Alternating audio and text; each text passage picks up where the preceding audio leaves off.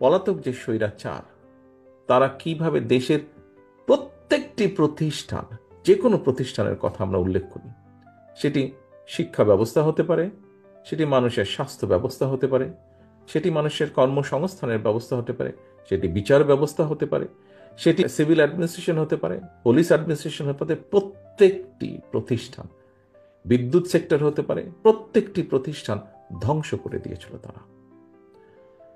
সবচেয়ে বড়, সবচেয়ে প্রথমে যেটি ধ্বংস করেছিল সেটি হচ্ছে বাংলাদেশের নির্বাচনী ব্যবস্থাকে বিতর্কিত এবং ধ্বংস করে দিয়েছিল। বাংলাদেশ জাতীয়তাবাদী দল এবং এই দলটি যে সকল রাজনৈতিক দলকে সাথে নিয়ে বাংলাদেশের মানুষের অধিকার প্রতিষ্ঠার আন্দোলনের সংগ্রামে ছিল, আমরা সকলে বিশ্বাস করি যে এই যেই প্রতিষ্ঠানগুলোকে ধ্বংস করে দেওয়া হয়েছিল, সেই প্রতিষ্ঠানগুলোর আমাদেরকে মেরামত করতে হবে। এবং যেহেতু আমাদের রাজনীতি হচ্ছে বাংলাদেশকে ঘিরে, বাংলাদেশের জনগণকে ঘিরে, আমাদের রাজনীতির সবচেয়ে বড় পুঁজি হচ্ছে এই দেশের জনগণ।